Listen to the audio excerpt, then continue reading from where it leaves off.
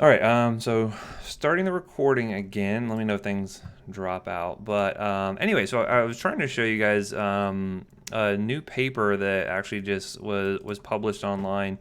I think today actually, and it's interesting to watch the COVID stuff like kind of really rapidly develop over time and to see how things change from moment to moment. This is actually a paper that has not even been peer reviewed yet, but the importance of getting it out was such that they felt that it was appropriate to go ahead and at least let the information be out there, with the caveat that it could be redacted, it could be or not redacted, it could be removed, or there could still be some edits or something like that. But anyway, they think it's like the biggest study so far they've done looking at using hydroxychloroquine for COVID patients.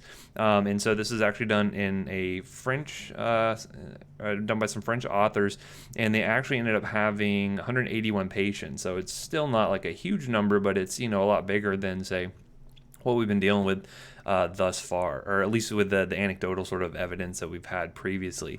And so I just want to show you a few things here. I'll go down to the tables. I think it's a little more interesting. But essentially what they were finding is, the two groups, whether they got hydroxychloroquine, which you can see here, versus not, they're pretty evenly, the two groups are pretty similar to one another. But what you can see here is they were looking as a primary outcome, they're looking at death or transfer to the ICU, and they were looking at between the two groups here, so roughly equivalent. They had 16 people either had to be transferred to the ICU or die that had documented COVID-19 that received hydroxychloroquine within like 2 days, versus 21. And you can see here the relative risk. And as you will recall from taking the biostats class, you can tell that this is a non-significant value here. So even though it looked like maybe hydroxychloroquine maybe had a little bit of help, it's not statistically significant. And they also looked at mortality, which again you can see here is not statistically significant. And then finally the occurrence of ARDS. So interesting that it looks like maybe there's not, at least from this particular study, any evidence to show that hydroxychloroquine actually helped. I guarantee we're going to see a lot more of stuff like this to come, but I thought it was interesting to, at least to point out and show you just how quickly some of these things are changing here. So anyway, so enough about that. Let's get back and talk about our snakes. Does anyone have any questions about the stuff we covered already? Remember we were talking about our Crotalidae, the pit vipers, and how you can identify them and how they cause significant coagulopathy and a lot of swelling and tissue destruction. Well, now we're going to be transitioning over and looking at the Elapidae. And so this is where primarily you're going to see the eastern coral snake. And the eastern coral snake is really the most like toxicologically sort of relevant snake, at least here we have in Florida and for most of the U.S. actually. And if you look at the Elapidae family, in general, you kind of can include a lot of things like cobras are kind of similar and whatnot. But here what we have in Florida is the eastern coral snake. And of course, the easy way to remember this is using the mnemonic red on yellow, kill a fellow. And so what that means is basically if you look at the color banding pattern and you want to look at the body of the snake, if you see red on yellow, that means that it's going to be a eastern coral snake. That means it's venomous, and we'll look what that venom does in just a few moments. And then red on black, venom black, or red on black, friend of Jack, whatever you want to use there. Those are going to be non-venomous snakes. So if you look here like the scarlet king snake, otherwise physically they look very similar. So you couldn't tell with like the pupils, you couldn't tell because of the shape of the head or anything like that. It really all goes back to the color banding pattern. So what's interesting about the coral snakes too is that they don't have those big hypodermic needles for fangs like you would see with the Crotalidae. These guys have these kind of rear hinged fangs that the patient, or the not the patient, but the snake really has to like bite onto the patient and really hold on there and kind of chew before it can really inject the venom. And so you're going to see that there is a high proportion of dry bites that can occur with these particular types of snakes.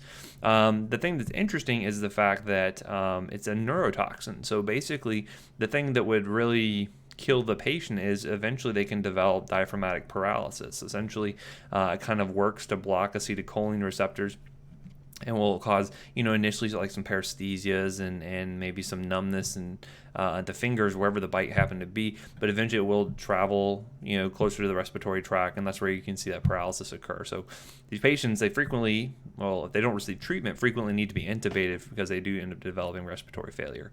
Really not a whole lot of local effects you're going to see, maybe a little minor swelling, but the thing with these guys, whereas with the Crotalidae, you could watch those patients for 8 to 12 hours and see if they became symptomatic, and then you could determine whether it was a dry bite. If no coagulopathy occurred, if no swelling happened, you're good to go.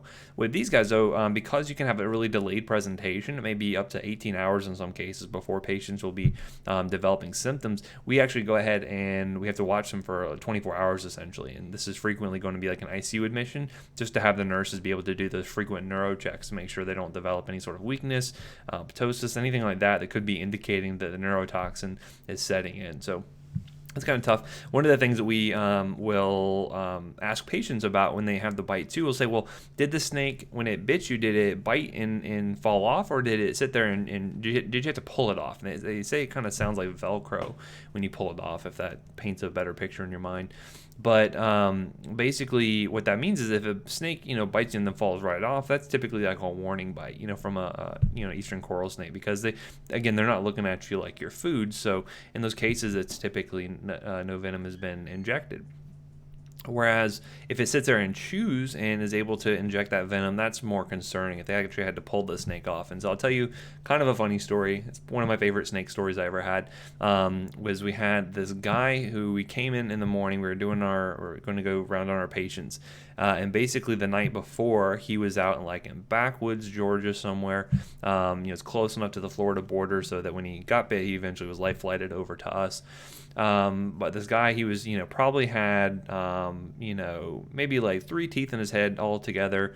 Real backwoods, kind of salted earth kind of guy, right? And so basically he was in the ICU. He ended up getting the coral snake antivenom. But I was asking him, I was like, well, kind of what happened, that led up to the bite? And he goes, well, I was walking along in the woods and I found this snake and it's all colorful and I picked him up and the little sucker bit me.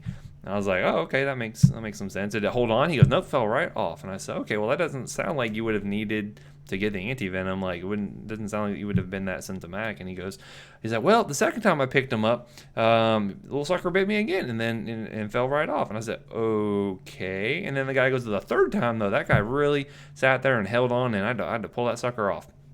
I said, okay, the snake gave you 2 chances to walk away, and he didn't take either of them. So that's a pretty typical story you'll see for a lot of snake bites here. But anyway, getting into the effects here, like I mentioned, it being a neurotoxin, you can expect to see neuromuscular weakness associated with this. But other things you can get, including fasciculations and that respiratory paralysis, is what we're really concerned about.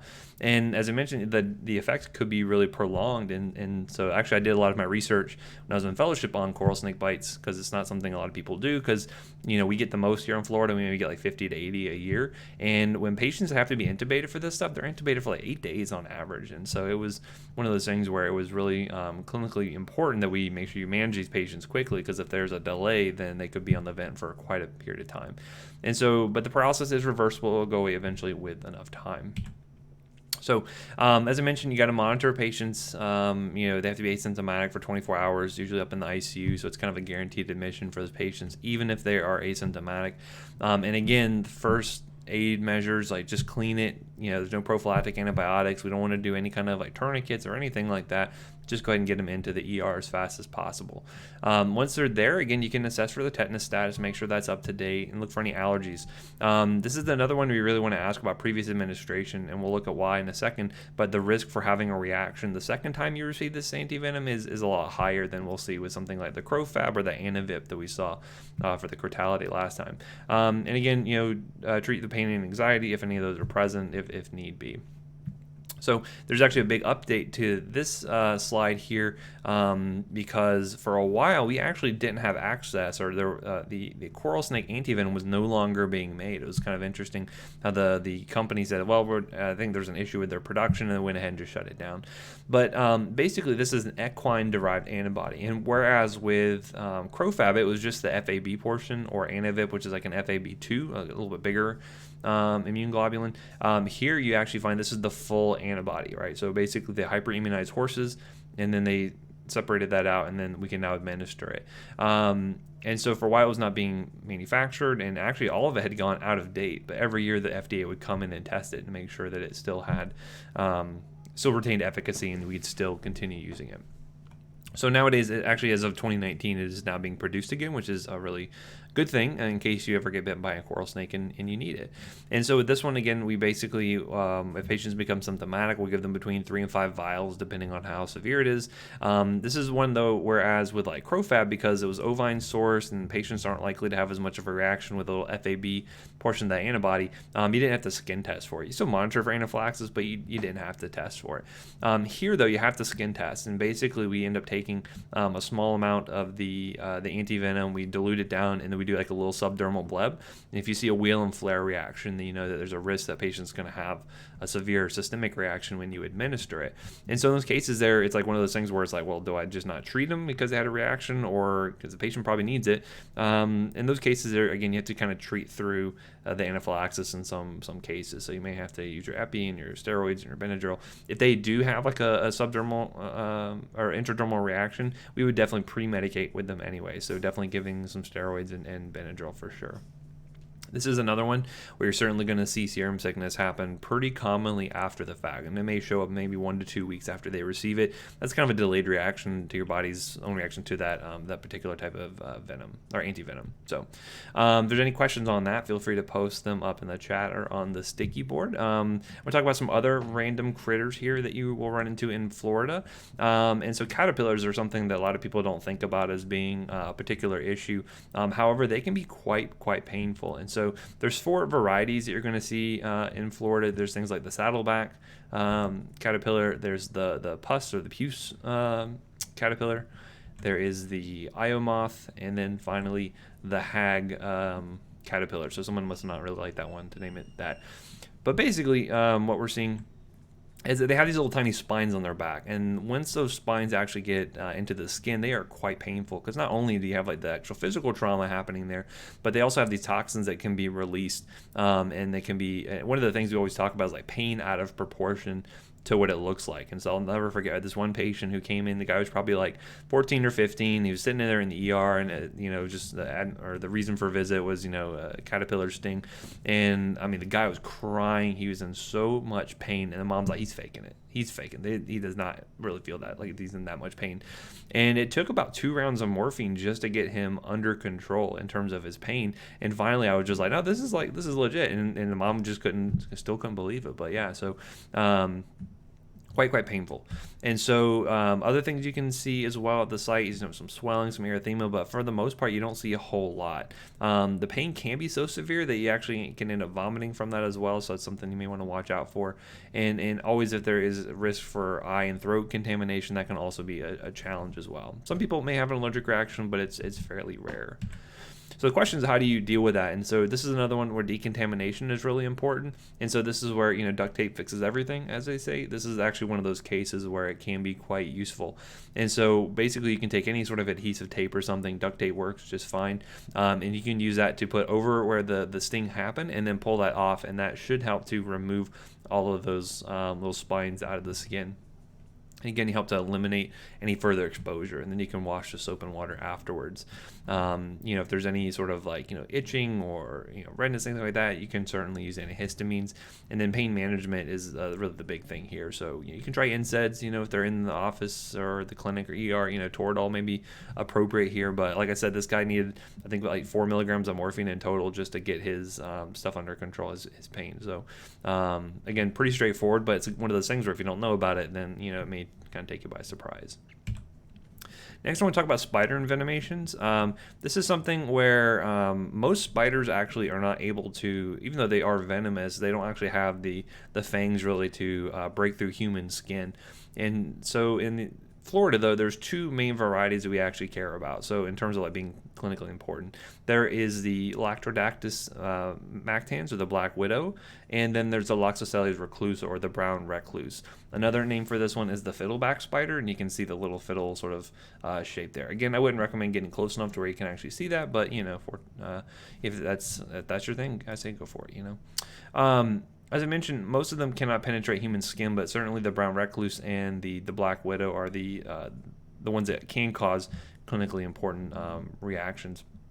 And so it's really difficult to determine whether patients were actually bitten by a spider in the first place, because most of the time they don't actually even see the spider itself. They just, they wake up one day and they have a big red bump on their butt or something. They said, oh, it must have been bitten by a spider. Well, you probably have like a MRSA infection. It's probably, a skin infection there. So we always joke about there's the MRSA spider that goes around biting everyone, giving them abscesses. But if you do have the spider to identify, that certainly helps out in terms of making your diagnosis there. And also there's a lot of propagation of misinformation. So, anytime someone has like an abscess, they say, oh, it was a brown recluse that bit me. It's like, well, it probably wasn't. It's actually pretty rare that you see a lot of these cases pop up. So getting into the black widow first, certainly there's a lot of varieties, and you always think about looking for the ones that actually have that red hourglass on their abdomen, but there's other varieties as well. There's brown widows and red widows and all these things here. Here's an example of a southern black widow, and notice how the coloring is much different than what you kind of classically think about. Typically it's the females that are responsible for bites because they happen to be much larger than the male widows happen to be. And you find these quite frequently in places that are maybe like not used all the time, outdoors, a lot of like outdoor restrooms and garages and things like that. And typically they're pretty shy, but it's when you're like maybe you're going and cleaning up, or you put your hand somewhere and didn't realize there's a nest. That's when these bites typically happen. And so if you were to actually compare like a snake venom versus the spider venom, it's a lot more potent with the spiders, but it's just that they're so small, they typically don't inject nearly as much as something like, an eastern diamondback could, for instance. But there's a lot of active components. Alpha-lactotoxin is the main one that we care about.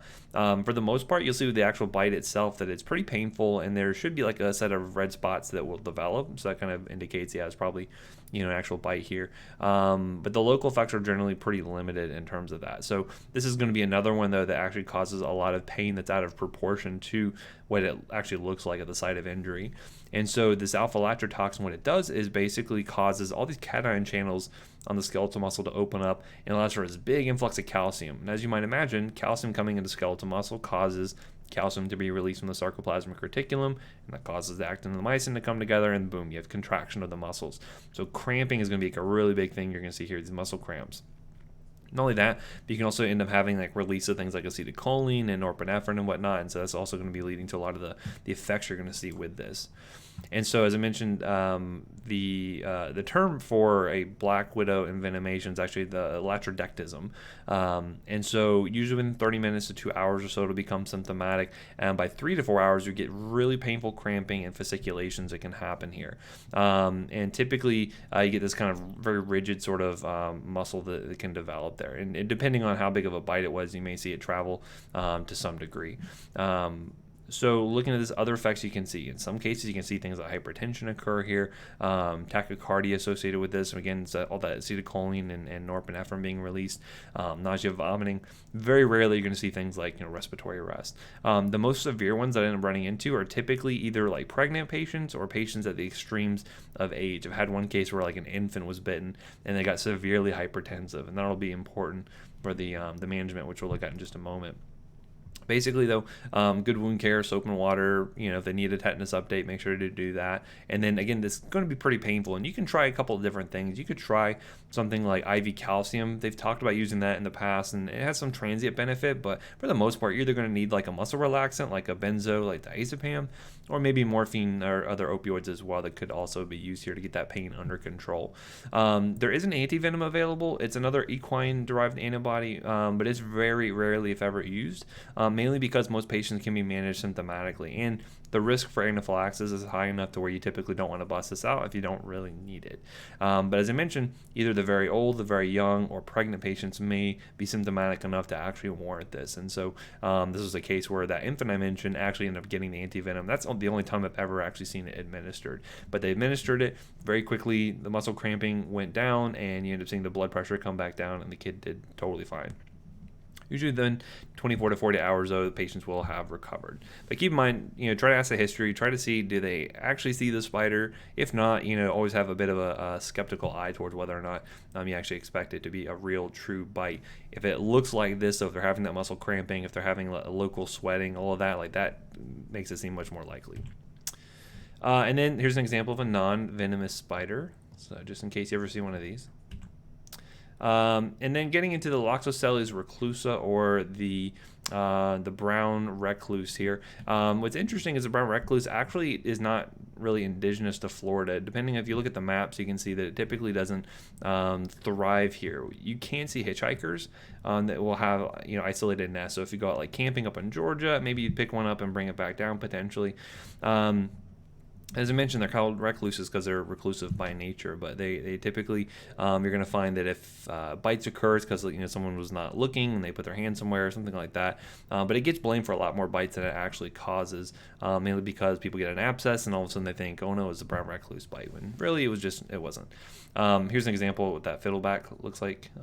Again, you have to get pretty close to see that, so I would not recommend that. So the reason why the brown recluse gets such a bad rap is because its clinical effects are quite severe, quite interesting to look at. Basically, its venom contains a lot of components, but the two primary ones you look at are things like hyaluronidase and then the sphingomyelinase D. And so what you're going to find is that basically it causes this local tissue destruction. It's called a red, white, and blue sort of wound that occurs, kind of like a bullseye kind of lesion that happens. And so you end up getting over the course of 1 to 3 days or so, you get this necrotic ulcer that forms here. And there's not a whole lot you can do about that. You can try to cut it out, but if there's any bit of the sphingomyelinase D still around, it's just going to get further into those margins there. Not only that, but the other thing we really are concerned about with really severe reactions is that you can see the systemic hemolysis that can occur, and that's another thing I've seen more frequently in small children. Maybe infants that have been bitten before, they are more likely to see that potentially. But for the most part, it's just good wound care. I mean, some people have looked at things like hyperbaric oxygen to see if that may help out, but for the most part, not a lot you can do with this. And again, as I mentioned, the systemic effects is called loxocelism, and that's where you can see the malaise and myalgias, but that intravascular hemolysis can be really potentially deadly unless the patient gets replacements potentially. So in terms of treatment here, again, ABCs, wound care, tetanus prophylaxis, you can see is pretty similar to all the other critters we've looked at already. There are some people that look at the use of the drug dapsone to be used here for these necrotic ulcers, but there's not any kind of conclusive evidence to show that it really helps. And in terms of other therapies, there's no antivenom available, and there's no reason to excise it. Like I mentioned, hyperbaric oxygen can be useful because we use that a lot for other types of wound care, but really it's just tincture of thyme is going to be the best thing to help manage that. So that's it for the spiders, and then moving on, we'll talk about our marine envenomation. So this is where you have guys who join the military and then they bite somebody. I'm just kidding, I'm talking about water-based envenomations here. First one is going to be the Cnidaria we'll mention, and so basically this is where you get all of your jellyfish, essentially. We call them, or basically they end up having what they call these nematocysts here, and so this is where you can see that here's the kind of the unfired sort of nematocyst versus when it actually fires it off, and so basically it fires off this little hollow barb that has venom in it, and so we can see that these will be firing off for a lot of different reasons, and I'll talk about this and why it's clinically important in a little bit, but changes in pressure or osmotic changes, different types of chemicals can potentially even cause this to fire off, and we'll see that they are quite painful in just a little bit. There's a lot of different varieties, and so I'm not going to get too much into the weeds here. I will talk about a few ones that are particularly dangerous you may see. Not all of them may be in Florida, but I mentioned them just because I think it's interesting and it's good to know about in case maybe you're practicing in Australia. Who could say, right? So talking about it first, we have the cubozoa, which are not true jellyfish, but they still fit into this family of Cnidaria. These are actually the most deadly ones that are out there, and these are ones you think about, like Australia being really dangerous and everything's out there to kill you. That's where a lot of these end up at. But these include the box jellyfish and then the irukandji jellyfish. You can see them here listed respectively. Next we have the hydrozoa. These are also not true jellyfish. You will see a ton of these in Florida for sure. These include things like your Portuguese man of war, which is kind of listed here, and things like the blue bottle jellyfish as well. And you can see their tentacles can be quite long, so it's possible even if you're not at the body of the animal, it can still potentially sting you. Some other ones here, things like Scyphozoa, the true jellyfish. These include things like your lion's mane and sea nettles. And then you have your anemones as well. They can potentially cause a stinging. So for any of you Finding Nemo fans, there is your nice little clownfish who is able to live in the anemone with no problem, right? So what happens here? Basically, you can see with the toxin that can be injected by these nematocysts, you can see tissue destruction potentially, and in some rare cases, you can see things like cardiovascular collapse. You can see nerve conduction being blocked, and so I'll talk more about the specifics of that as we get into the individual animals there. The irukandji jellyfish also causes really interesting catecholamine release, and we'll talk about the clinical findings you're going to see with that, and you can probably already imagine what some of those might be. So normally what you'd expect to see, and again, for the most part, systemic symptoms are not expected to be seen, especially here in Florida with the common jellyfish you're going to run into. Box jellyfish and things like that can really cause severe pain. For the most part, though, you're going to get this pain and erythematous sort of linear rash. If you see that, that kind of makes sense that it would be something like a jellyfish, right, where the actual nematocysts were firing off there. Other systemic effects you may see somewhat more commonly can include things like nausea, vomiting, muscle spasms, and whatnot. But for the most part, you're really just going to get the local effects there. So in terms of the box jellyfish, some interesting things that can happen with this one, and this is one, even though they put up nets and things like that to try to prevent exposures, this is one that people can actually end up like dying out in the water after a sting has occurred, mainly because they can end up developing issues where their nerve conduction is going to be inhibited, and they can have things like paralysis and syncope. And if you imagine being out in the ocean and that happening, you're probably not going to last very long. But even things like renal failure has been seen, pulmonary edema. Most of those patients end up not being able to make it to shore potentially, and children tend to be more symptomatic when they get stung. The irukandji ones are really interesting because they cause this catecholamine surge, and so they cause a lot of like tachycardia and hypertension, all these things related to having all these catecholamines being released here. And they also end up getting these like really severe back spasms that can occur, and this impending sense of doom, which I mean most of you probably get this right before, like say for instance your test on Monday. Keep in mind though, it's not a jellyfish, it's just me that's causing that. So I guess I share some features with a jellyfish. Getting into the Portuguese man-o-war, these are things you may see more commonly in Florida, as I mentioned here, but definitely skin necrosis, severe pain can be seen. And again, the systemic effects are not as common, but these are things I've seen in some rare cases. So things like, vertigo and hemolysis and all of that, not common, but, especially the extremes of age are more likely to see some of these really severe symptoms. Here's another one that's kind of interesting. It's called sea bather's eruption. This is basically this larvae that can be picked up when you're actually in the water itself, and so it causes this papular eruption that occurs. And what normally happens is that these little larvae will actually be picked up in the bathing suit itself, and so this typically happens when patients use the same bathing suit like from one day to another, and they put it back on, and you'll see that the actual symptoms occur right where the actual lining is. So especially if there's like elastic in swim trunks and things like that, you'll see it right there on the waistband. You can see here in this patient here where her bathing suit top was pressed against the skin, had the larvae, and then it causes that eruption to occur. And again, typically you treat it supportively, right? So again, a lot of antihistamines, maybe corticosteroids if need be, NSAIDs, Tylenol, all those things that you can think about for like usual common sort of pain management and kind of allergic reactions. So the one thing I do want to make sure you note here is that you hear a lot of urban legends and things like that about how to actually deal with the tentacles if they are still on the patient. Like, what do you do about that, or what do you do once you have a sting that can occur? I'm sure most people haven't heard things like peeing on it helps with it out. I mean, that may be a good test to see how much your friends actually like you or not if they're willing to pee on you, but I would not recommend it in a lot of cases. And that actually makes clinical sense based on the fact that the stimulus for these nematocysts to fire off is things like changes in osmolarity, changes in pH, and things like that. Well, guess what? Things like urine and ethanol can actually enhance that discharge. And so there have been some commercial products like the Stingos that people have tried using before that helps to limit how much the nematocysts are firing prior to being removed. But for the most part, you just use seawater, right? So that's where they're normally living at anyway. So you can use seawater to try to get off any tentacles that are remaining.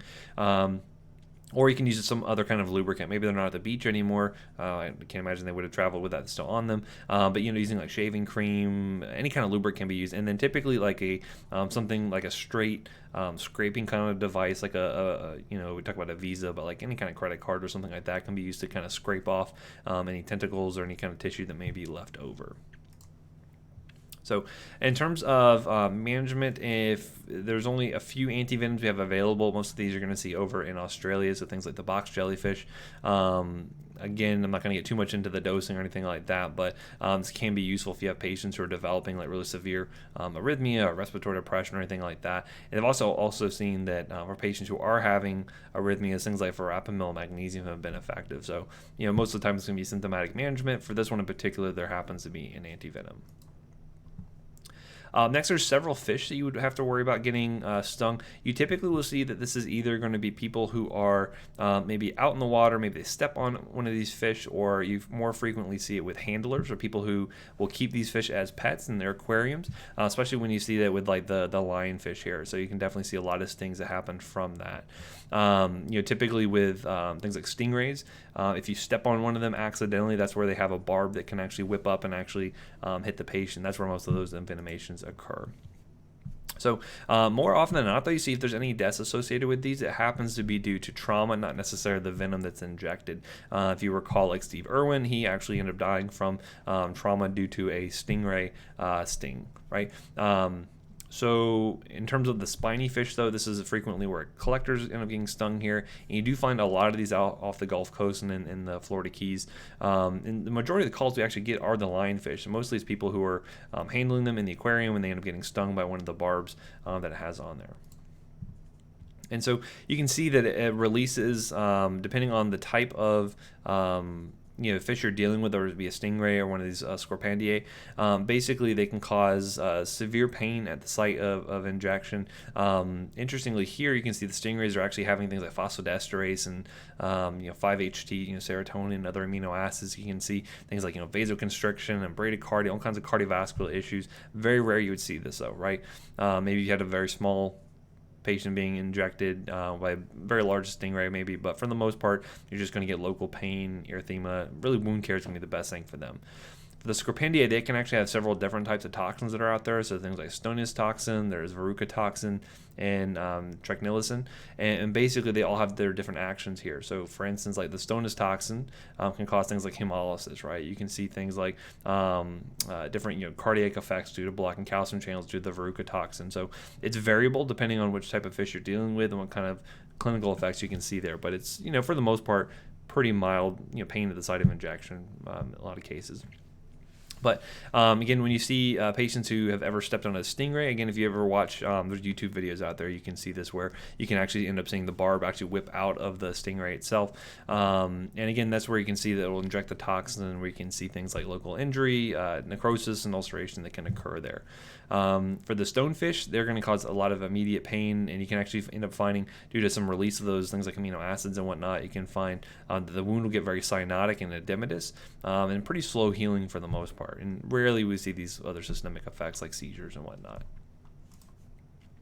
In terms of management, frequently one thing you want to consider, especially if patients are showing up at the ER, is to get a radiograph. You want to make sure to see if there is any foreign material left over that, one, could be causing physical injury, two, could be causing more release of the venom potentially, and so you want to get rid of that if possible. And actually in stingrays, they've actually required surgery in some cases. So again, obviously outside of my scope, but again, it's good to get that consult in. Tetanus prophylaxis, and one of the interesting things we can actually administer for these patients is to submerge wherever it was stung, so whether it be the foot or the hand or something like that, submerge it in as hot as water as the patient can actually stand. The reason why we do that is it actually helps to denature the venom that has been injected into the patient and helps to eliminate the systemic effects. So hot water is really going to help out with that. There is a stonefish antivenom. Again, very rare that you'd ever run into this, but that is one we do have available for those particular types of fish, for the stonefish. So I think that's it for my topics here. It's kind of quick, but it was kind of a hodgepodge of different topics there. Do you guys have any questions and I can answer for you? And this is actually the end of the material for Farm 2. So congratulations, you are practically done. Okay, so let me see, pull this up. So a couple questions. So back to the antivenom slide on the last lecture. How deeply should we understand the difference between Crofab and Anavib? More so just know that it's available. There we have two different products. I'm not going to ask you specifically which one's the Fab 2 versus which one's the Fab. I would more like you to know, like, when do you give it, right? You don't give it to every patient that says, oh, I got bit by a snake. Make sure that you can identify which ones are going to be venomous versus not. Make sure you know, like, indications on when to give it. Because I will tell you, I forgot to mention it last time, but like Crofab, extremely expensive. I think for the last time I checked, I believe it was $1,800 for one vial, and then you're given between 4 and 6 to start with, and then maybe following up with like another 6 for all the maintenance dosing. So I mean, it can get pretty expensive pretty quickly. And so when we get calls on this, it's not because the providers don't know how to manage it. It's more so that they can get kind of our blessing to say, yeah, this is probably needed. We should go ahead and administer it, because it is such a big cost issue there. So that's more the thing I'd like you to know. So the antivenom is being produced now. I'm assuming you're talking about the coral snake, and yes, now it is being produced again, the same equine source. Actually, kind of interesting is we have had shortages before where we have patients who are bit, they're getting symptomatic, and we did not have any available to us because the hospitals just didn't have any access and anything that's local. We ended up getting a antivenom from South America that was for their coral snakes, and there's enough homology between the venoms between North American and South American coral snakes that you could actually use the same antivenom. And so that was one thing we've used in the past. Obviously, anytime you use a drug that is not approved in the U.S., you have to have them sign like all kinds of releases, and you have to go through this investigational new drug process, and it's a big pain in the rear. But that is something that you may see occasionally, especially if you're getting to work in an ER or something like that. I've heard that we can use the venom from certain animals, i.e. marine snails, to create certain drugs. How does this work? Is it like how they have vaccines with weakened strains of the virus? I'm not familiar with using a marine snail to form a drug, but it depends on kind of what you're looking for. I mean, like, if you think about it, we got some of our anticoagulants from leech spit. We have our incretin mimetics came from Gila monster spit. There's different animal sources. I mean, we get calcitonin from salmon sperm. So there are always different ways we can get drug sources from different types of animals. It could be we can isolate out what a specific component of this extract is and figure out, try to isolate that and find a synthetic way to produce it. Who knows? But that's something I've not heard of. So if you have any more information, I would love to see that. It'd be kind of neat. There's a lot of sea critters we need to know about. What kind of questions would you ask regarding, say, the last 20 slides of this lecture? I mean, any and all facts are possible, right? So just know everything. No. I would know kind of basic management. Like, if you had a clinical case that came up and it said this patient was stung by X, Y, and Z, like, what are the things you should try to do, right? So if it's like, if it was a stingray envenomation, say the patient got, was in the ocean, they stepped on a stingray and it stung them in the calf. Now they're coming in complaining of severe pain. What would be your next step of management? It could say like, submerge the limb in hot water. It could say, urinate on it. It could say a couple different things. You need to know, okay, yeah, for a stingray, yeah, it makes sense. Let's go ahead and submerge that in hot water, right? So that'd be kind of things I would expect you to kind of pick out from that. You have to know every single clinical effect possible. No, but you should at least know how, in general, kind of what these patients may present like based off of kind of what we talked about today. Let's see, any other questions or anything? I'm not really seeing much in the chat, but maybe my chat's not working. That could be possible.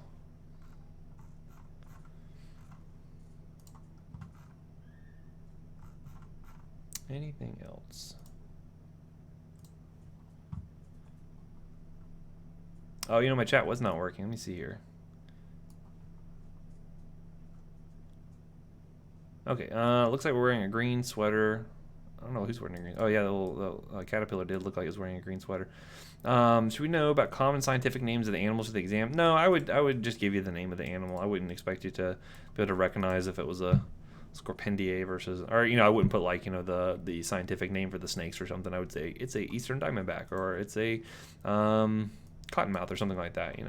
Why can't we use heat against snake venom? I don't know if they've ever tried that before, but you've already got a pretty nasty injury already to the site. I don't know if heat would actually help out at all with that. The other thing you have to think about is like when these venoms get injected, it's not like it's depending on where it gets injected to, you can see kind of slow absorption of this venom systemically, and so it can actually depend on where it injects it. So for instance, if it was just into like the subcutaneous tissue, you may actually find some lymphatic drainage would eventually lead to that becoming more systemic, versus there's been some cases where a snake bite will actually get into like into a vein and directly inject it into an intravenous site, and that can be really bad. That can actually lead to cardiovascular collapse in some cases. So that was pretty significant. So it really just depends, because you have to think about how this stuff gets absorbed. So with the heat thing for the snakes, it really wouldn't help out. May do something for the local effects, but it wouldn't really do much for the systemic effects. I can't imagine that would be anything there. Plus, snakes live in Florida where it's hot, and it doesn't denature their venom, right? So maybe, just kidding. See, Andre asked, do we have any more classes with you? You actually do have a few more classes with me, I think. So I will be dealing with you for your pub skills and research methods. I guarantee you will probably like that class, not as much as you like learning about snakes and stuff, but it's fun. That'll be where we do our research paper and write all of that. And then I'll have you for all the grad projects and stuff, so I'll certainly still be around. Oh yeah, we do have one more class for tomorrow, so that's going to be the review. Recall that we're going to do that on Kahoot, so I will send out an announcement. I'll have the link on there, and so we'll do the Kahoot review. That'll be on Zoom. I don't know if I mentioned, I said Kahoot instead of Zoom, so that's going to be on Zoom, and I'll put the link for that. That way we can all participate together in real time, because I know this has a bit of a delay, so we'll do that, and everyone should be there for that one. I think that's it. So any other questions or anything? Congratulations on finishing up your farm curriculum. Next, it'll be Clin Farm in the summer with Professor Q, and you might see some of us pop up for a few guest lectures here and there. I know I do one for like fluids, and then we have one that I co-teach with Professor Lack, so you may see me here and there, depending on how things go. All right, well, if not, I will see you all later. Have a great day, and I'll see you tomorrow.